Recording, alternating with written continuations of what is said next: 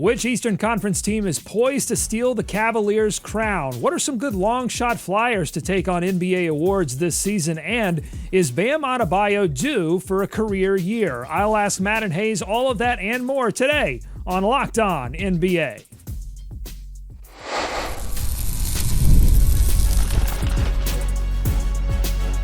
You are Locked On NBA, your daily NBA podcast. Part of the Locked On Podcast Network, your team every day.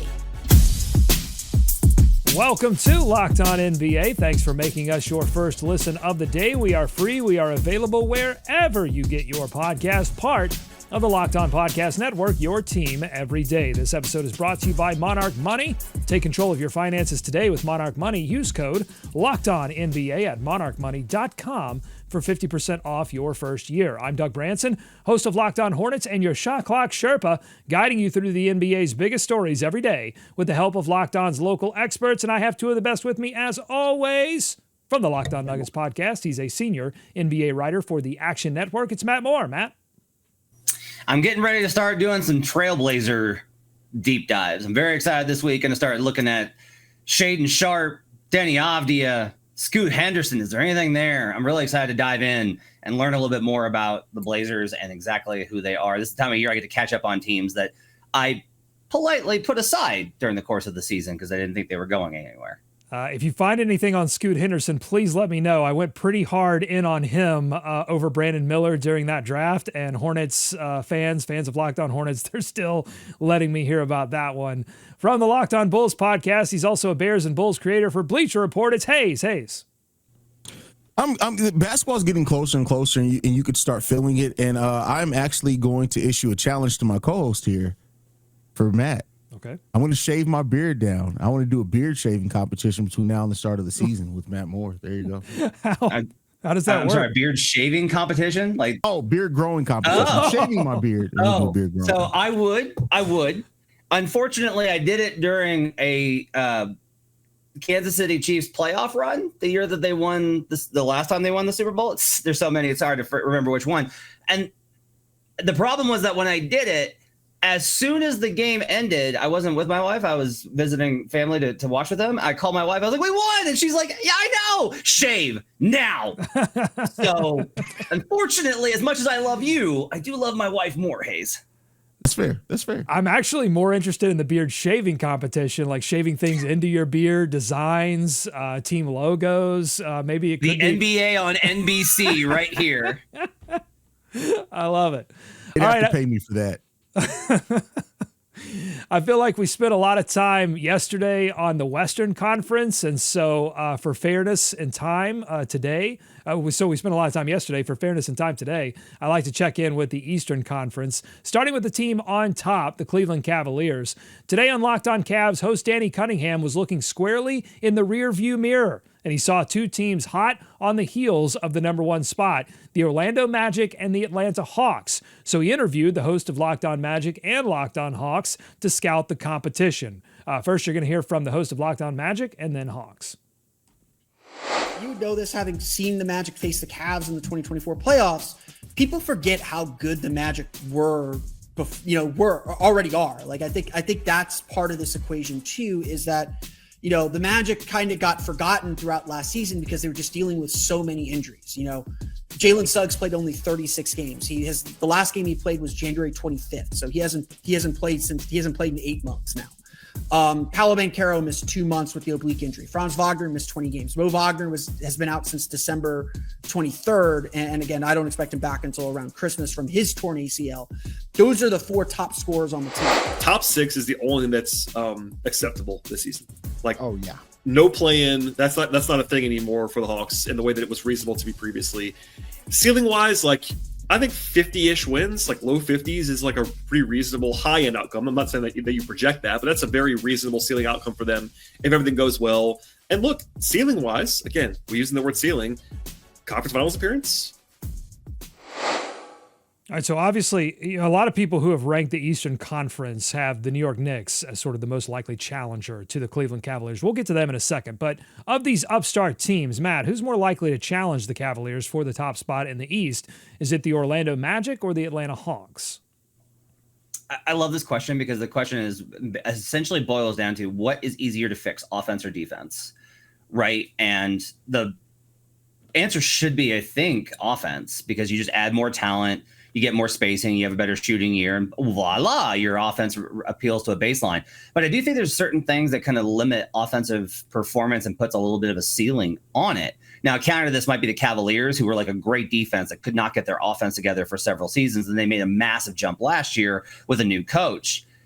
I want to say the Magic. Like, my projections still have the Hawks very low because it doesn't think the defense is good enough. Like, Dyson Daniels is a great individual defender, but doesn't impact things on a team level. I don't know how many team impact defenders Atlanta has versus the Magic have a 700 of them.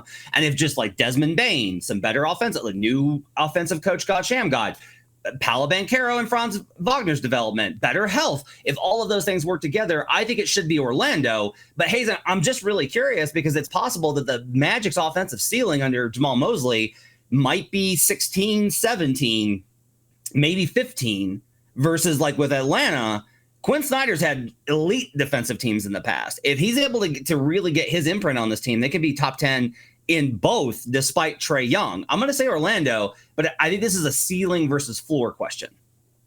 Yeah, it is a ceiling versus floor question. And I mean, my mind goes to Orlando because, you know, they have such a good defense. And I do think if they just make a little bit of step, like you said, is the ceiling, what 15? I do think if they can be between 12 and 15 offensively, if that defense is still legit, that may be enough. That may be enough, right? And it's just playing in the margins. It's really big for them. Atlanta, I get what you're saying defensively. You know, they've added some really good defenders. Nickeil Alexander-Walker, I think that's really big for them. If Kristaps is healthy, I think that's big. My mind wants to go Orlando because I think that they have Paolo. Paolo could be so good, and you can make a case for Atlanta. But I'm going to go with Orlando for this one just because I think that the combination of Paolo, Franz, and Bane, and with the defense that they have there, is going to be enough, would be enough theoretically for them to come out the Eastern Conference. Matt, is Kristaps Porzingis, his health availability, is that a ceiling raiser for the Atlanta Hawks? I am not really considering Kristaps Porzingis. I'm not really factoring him in. And if you're a Hawks fan, you're like, how can you do that? Look at his availability, man. He's just never available. It's not just that, though. The bigger thing was when I stumbled on this, it was after Marcus Smart got picked up by the Lakers, after the Grizzlies dumped him. The Celtics only let go of guys when they're broken. That's the only time. Isaiah Thomas, Marcus Smart, and now you got Kristaps Porzingis and Drew Holiday. Like, I am very, very concerned that the Celtics are going to let go of Kristaps Porzingis because they're like, oh, shucks, had to cut salary. That's a shame. And then he's just not the same dude. We still don't know what that illness was last year. We don't know about availability. Let's say that he's healthy. He's absolutely, I think, a ceiling raiser, because I think floor raising night to night actually isn't there. There was a lot of bad nights along the way of his last 4 years of his career. But when he's great, he is amazing. So I think he's a ceiling raiser for the Hawks. Hayes, should Knicks fans expect to win the East this season? Like, is there any reason besides health that they shouldn't be at the top of the Eastern Conference over the Cavaliers? I mean, they're going to be a really good regular season team, but again, like, their record above 500 teams is still questionable there. The defense is still questionable. So, I mean, they have a chance. I mean, they're going to win a lot of games, but I wouldn't pick them to finish above the Cleveland Cavaliers. I think they're going to have a lot of things go right for themselves. They're going to have to hope that Mike Brown can uncover something defensively that Tibbs wasn't able to, and I don't necessarily have the biggest faith for that. But Knicks fans should still have a lot of faith for their team coming into it. It's just, I think they're going to be right around where they were last season. Not that that's in a bad place at all. This might be Occam's razor, which I tend to like veer violently away from because I overthink things. Because like there is an argument here, Hayes, of, hey, they were in the conference finals. The Pacers are not going to be back in the conference finals because Tyrese Halliburton's out. So by default, the second best team in the Eastern Conference is the New York Knicks. Like, I think that's a fair argument. And you say like, well, the Cavaliers got upset by the Pacers. Yeah. But like, who's to say somebody else won't catch this Cavaliers team? They haven't really proven anything. I don't think the Knicks have proven anything either. A lot of this gets into this fundamental question is whether you think that Boston series was more about New York having a magical formula or is about the Boston Celtics getting exposed and then Tatum getting hurt. And I think it was definitely the latter. I think it was the Celtics got exposed for their over-reliance on their system. So I still have the Cavaliers solidly ahead of them. I think the other teams are going to be in competition with the Knicks. I think the Knicks have chemistry issues a little bit with how they've put together this team. I think that's going to continue to be a problem this year. I am skeptical of the Knicks, but I can't blame a Knicks fan for being like, we made the conference finals. Crown us. And maybe they learned something over that stretch to where they're going to come out kind of better execution. Like we've seen teams go on playoff runs, and that really gives them the added boost in the season afterwards. And maybe that's the case. I have to see it before I believe it. All right, coming up on Locked On NBA, the Locked On Heat podcast says, what about us? They'll give us a reason why the Heat could find themselves in the Eastern Conference Finals. Plus, we get to some news and notes around the league, Longshot awards odds, and our tournament of moves continues into the second round. That's all ahead on Locked On NBA. Today's episode of Locked On NBA is brought to you by Monarch Money. Most people can't name all of their financial accounts or even know what they're worth, whether it's 401ks, properties, investments. And when you don't have the full picture, you can end up leaving a lot of money on the table. That's where Monarch Money comes in. It's an all-in-one personal finance tool that brings your entire financial life together into one clean, easy-to-use interface that you can do on your laptop or on your phone. Monarch does the heavy lifting for you. You can link all of your accounts in minutes and see clear data visuals, get smart categorization of your spending, and finally feel in control of your money without ever touching a spreadsheet. Monarch makes it simple to review my finances with my partner. We can both see all of the budgets, all of the goals, and the spending activity in one place. It's great. Don't let financial opportunities slip through the cracks. Use code LOCKEDONNBA at monarchmoney.com in your browser for half off your first year. That's 50% off your first year at monarchmoney.com with the code LOCKEDONNBA. More Locked On NBA ahead. Thanks for making Locked On NBA your first listen every single day. The Locked On Heat podcast, they jumped into the chat and they're saying, hey, we have talent too, including Bam Adebayo, who they think is the key to lifting Miami into the Eastern Conference conversation. Let's take a listen. What has to happen for the Heat to reach the Eastern Conference Finals? Bam Adebayo has to dominate, and he has to be the best center in the Eastern Conference. I think he has to be better than Karl-Anthony Towns, and he has to be better than Evan Mobley, and he wasn't better than them last year. And he has to do it in the playoffs, right? Because obviously with your path to the playoffs, you got to beat some of these teams to get to the Eastern Conference Finals. So when people say that Bam had a bad year, what they really mean is Bam had a really bad first half of the season, which is true. The numbers, since Kel'el Ware started at center and they switched up the starting lineup and moved Bam to full-time power forward. So he's basically averaging 21 and 10, while his shooting went back up to over 50% overall from the field and added the threat of his three-point shot, and he was really good from the corners. Yeah. And I think that lineup with Bam at power forward is going to empower him to have not just a bounce-back year, but maybe a career season. Okay, I guess sometimes the way to be the best center in the Eastern Conference is to not play center. Interesting analysis there. Hayes, are you buying the post-power forward numbers for Bam Adebayo to continue? And is he the key to lifting Miami out of this post-Butler mediocrity that they found themselves in? Yes and yes. I actually do buy into Bam at power forward and what that means for him specifically offensively.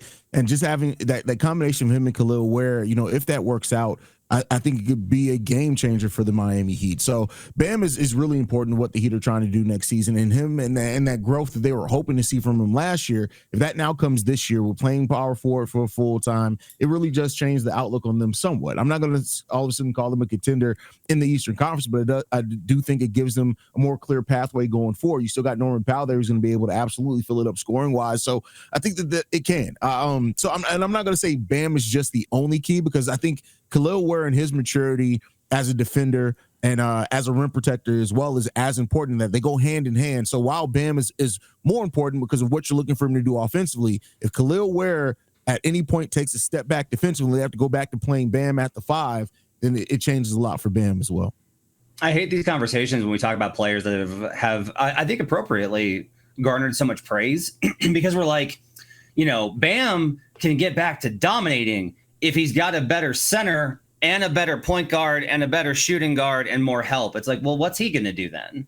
Like, Bam's got to be the guy. And I think this is the reality. I think we saw kind of last year the cap on what Bam can be. Bam can't be number one on the scouting report. Like, that's a pretty good way, honestly, for you to be able to analyze various NBA players and where they belong in a hierarchy. And with Bam, I really think he's got to be a number 2 on the scouting report. That number 1 guy offensively has got to be a top level, really dynamic, explosive scorer. That could be Tyler Hero, but it was kind of last year, and they still didn't get the results out of Bam, right? Norman Powell comes in. Maybe that's the difference. Davion Mitchell, I think, he's the bigger question mark here. If Davion Mitchell is who he was that last half of the season for Miami's a whole different beast.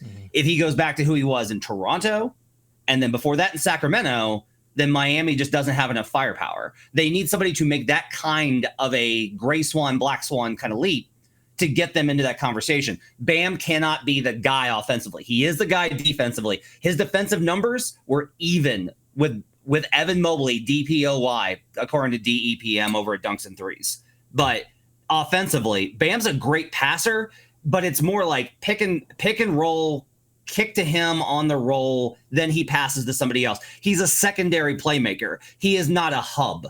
And that's, I think, the difference with Bam Adebayo. So a rough year by the numbers for Bam Adebayo last season. If he does have a career year, he could jump into the awards conversation this upcoming season. It's August, so obviously we have to talk about NBA awards. Steve Clifford, a former head coach of the Charlotte Hornets, used to always say that for a bad team to climb into the playoff conversation, you had to have multiple players jump into the awards conversation that had no business being there preseason. So 6-man most improved, MVP. Let's hear from Locked On Raptors, who are hoping that that's the case for Toronto. They had a draft of Longshot awards odds today on their show. Take a listen.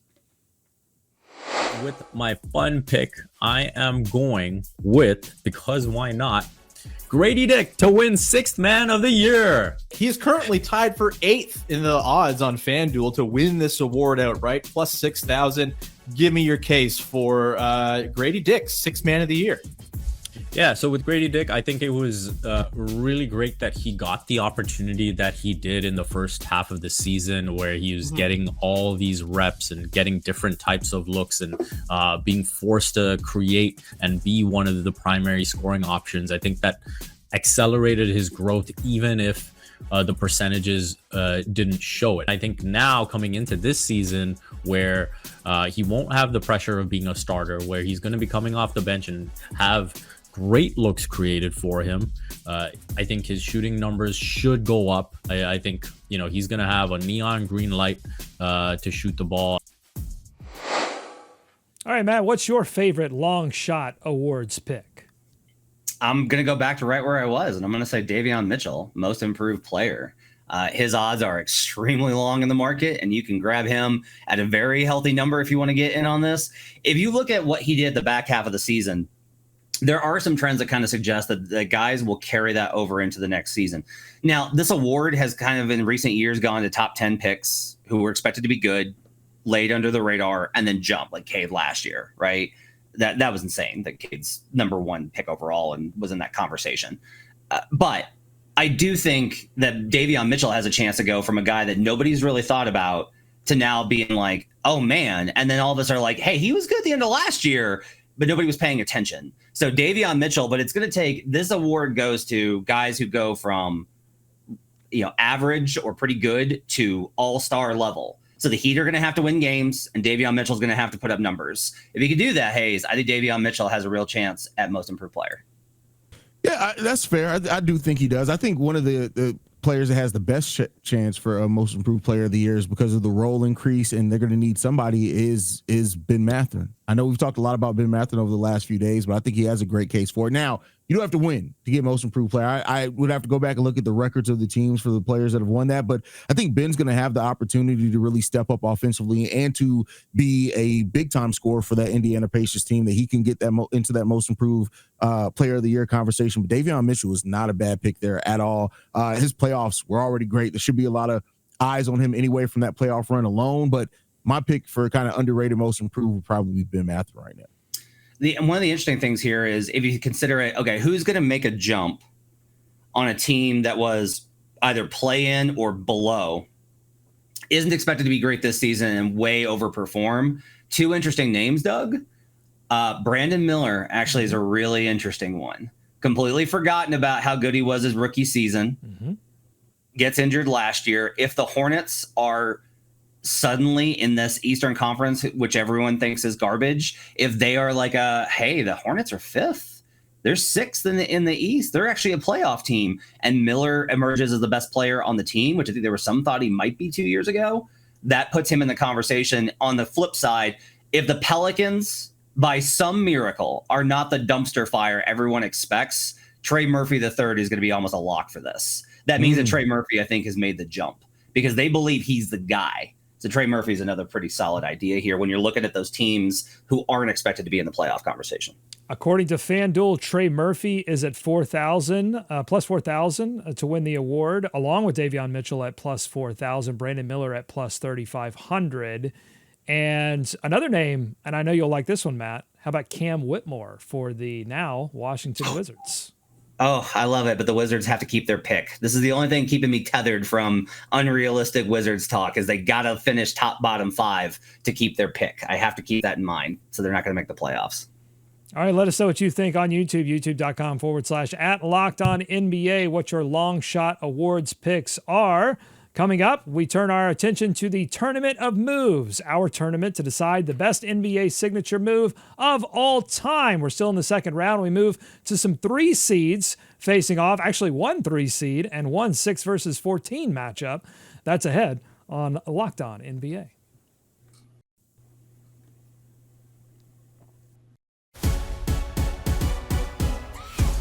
Thanks again for making Locked On NBA your first listen every day. Before we get to the Tournament of Moves, a little bit of news and notes from around the league that I want to quick hit.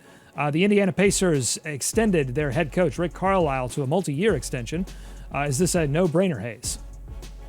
Yeah. I mean, when you look, Rick Carlisle was probably the best X's and O's coach in the playoffs last year, especially in the Eastern Conference. And I think even with this state that the Pacers are in right now, with this transition with Tyrese Halliburton and no Miles Turner, and this is going to be a year to really evaluate this roster, Rick Carlisle is the perfect guy for that. Rick Carlisle is a guy that should be a coach that has a lifetime contract. He's a floor raiser. He's a ceiling raiser. He's one of the best coaches in the league. So absolutely good decision here by the Pacers. I can't believe the Mavs fired him. That's my only contribution here. I can't believe the Mavericks let go of Rick Carlisle. That was insane. That was so dumb. It's been a running theme of this version of Locked On NBA. I can't believe the Mavs did blank. Finally, the NBA and the Players Association said that they support further limitations on prop betting to reduce the risk of manipulation and combat athlete abuse by gamblers. Matt, is this a big deal that you have both the NBA and NBPA coming together for this, and will it lead to meaningful change? Yeah, the NBA has always been a little sensitive about this. Like, I'm somebody that works pretty close on this side of things through my stuff over at Action Network, and I could tell you that the league has a lot of concerns about the visibility of prop betting, and it's difficult because it's a very popular market. I think we have enough evidence now, regardless of how some of these investigations come about, to support this kind of maneuvering where you just can't have individual performance be tied to it because it's too easy to justify, well, we can still win the game, or we're not trying to win this game, or we don't need to win this game, which again gets back to the schedule issue. And I can't believe that these players that make so much money now are still having the allure of this based off of the risk factor, but it is like, it's there and it's real. And so I think it's probably in the best interest. Now, I don't think that means eliminating prop betting. I don't think you'll ever see that.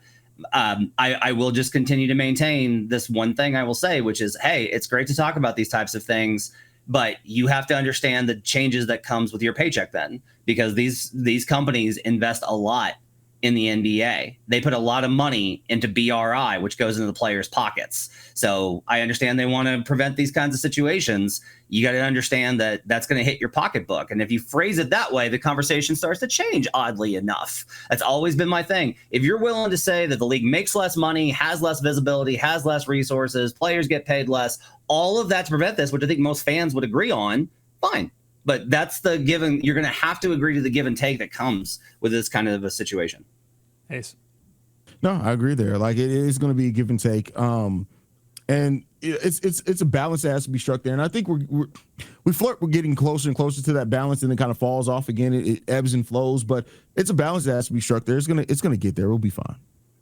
Yeah, a lot of words right now. I think that we need to see some action sooner rather than later, because look, guys legitimately slump, for weeks or months at a time, and it's seemingly more and more I'm seeing on social media people making these either very direct accusations or joking accusations that there's something untoward going on. And the more that happens, the more that creeps into the back of the mind of the casual fan of like, is what I'm watching legit? And it's unfair to players who are legitimately slumping.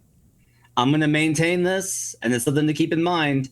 These betting markets did not suddenly come into existence with the legalization of state-by-state sports betting. These markets were always available. Do you know what wasn't available? The ability to monitor them. The fact that we've caught these instances is proof of the system working. What you should be asking is, before that repeal, how much of this went on that had no way of being monitored?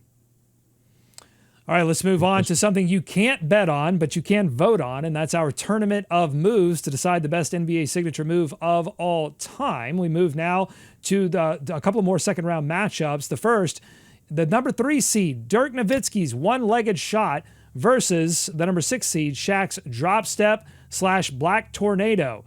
The YouTube vote is in, and 76% of you voted for Dirk Nowitzki over Shaq's drop step. Hayes, set this matchup up for us and let us know who you want to move on. Is it going to be the graceful Dirk or the strength of Shaq?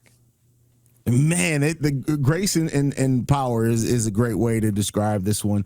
Shaq's drop step in the black tornado was like, it was such a physically dominant move, but that Dirk one-legged shot, man, it's iconic. And I know that Shaq won more titles than Dirk, all that conversations you want to have, but to me, it's the Dirk one-legged shot. It was just such a pretty shot. It's hard to duplicate it, in the way that he hit that consistently. Like, it's just, as far as just signature moves go, I'm going to vote on Dirk here. Okay, let me try and convince you otherwise. Listen to me, Hayes, and let me try and pull you over to the dark side here of the black tornado. Is it, you talked about the grace and the beauty of how that Shaq shot. A guy Shaq's size with that footwork, that's what separates him from Dwight Howard. That's what separates him from all these other bigs that we've seen. You don't see Joel Embiid doing that. He doesn't even have that. He did have it when he was in college. Sadly, he had Hakeem's footwork. The power combined. And then let's talk about effectiveness. What's like a high level performance level for a mid-range fadeaway jump shot? Let's say that he had a Kevin Durant level season, Hayes, and let's say that he shot at like 50%. That's a great number if you're shooting mid-range. That's awesome. That's 1 points per possession.